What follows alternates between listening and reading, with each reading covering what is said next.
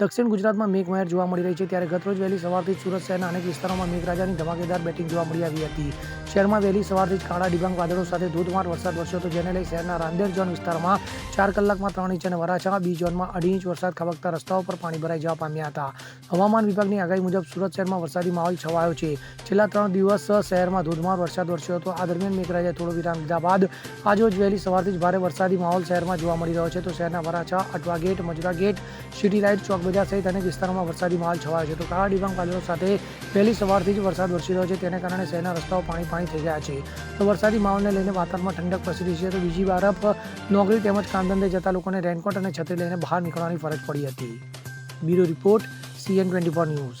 હવે જુઓ દેશ દુનિયાની તમામ ખબરો તમારી આંગળીના ટેરવે.